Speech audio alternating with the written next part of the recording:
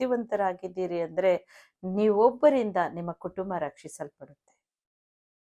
ಹಾಗೆ ನಿಮ್ಮ ಪಟ್ಟಣ ರಕ್ಷಣೆಗೆ ಬರುತ್ತೆ. ದೇವರು ತುಂಬ ಒಳ್ಳೆಯವರು ಪ್ರಿಯರೇ. ಆತ ಮಾತು ಕೊಡ್ತಾರಂದ್ರೆ ಅದರಂತೆ ನಡೆಯುವ ತಂದೆ. ಆತ ಎರಡು ಮಾತಿನವರಲ್ಲ. ಇವತ್ತು ನೀವು ಭಕ್ತಿವಂತರಾಗಿ ನಡೀತಾ ಇರ್ಬೋದು. ತಂದೆ ತಾಯಿಗಳು ಮಕ್ಕಳು ಯಾಕಪ್ಪ ಈ ಥರ ಇದ್ದಾರೆ ಅಂತ ಅವ್ರ ಬಗ್ಗೆ ನಿಮಗೆ ತುಂಬ ಚಿಂತೆ ಬರ್ತಾ ಇರ್ಬೋದು. ನೀವೇ ಪ್ರಾರ್ಥನೆ ಮಾಡಿ. ಕರ್ತನು ಹೇಳಿದ್ರೆ, ಯೆರೂಸಲೇಮಿನ ಸ್ತ್ರೀಯರೇ ನನಗಾಗಿ ಪ್ರಾರ್ಥಿಸ್ಬೇಡ್ರಿ, ನಿಮಗಾಗಿ, ನಿಮ್ಮ ಕುಟುಂಬಕ್ಕಾಗಿ, ನಿಮ್ಮ ಮಕ್ಕಳಿಗಾಗಿ ಪ್ರಾರ್ಥಿಸ್ರಿ. ಒಂದು ಜವಾಬ್ದಾರಿ ಕೆಲಸ ತಾಯಂದಿರಿಗೆ ಕರ್ತನು ವಹಿಸಿ ಹೋಗಿದ್ದಾರೆ. ಹಾಗಾಗಿ ತಂದೆ ತಾಯಿಯ ಸ್ಥಾನ ಒಂದು ಶ್ರೇಷ್ಠವಾದ ಜಾಗ ಅದು. ನೀವು ತಂದೆ ತಾಯಿಗಳು ಭಕ್ತಿವಂತರಾಗಿ ಪ್ರಾರ್ಥಿಸ್ತೀರಾ ಅಂದರೆ ನೀವು, ನಿಮ್ಮ ಕುಟುಂಬ, ನಿಮ್ಮ ಮಕ್ಕಳು ಸಂತತಿ ಸಂತತಿ ಆಶೀರ್ವಾದ ಹೊಂದ್ತೀರ.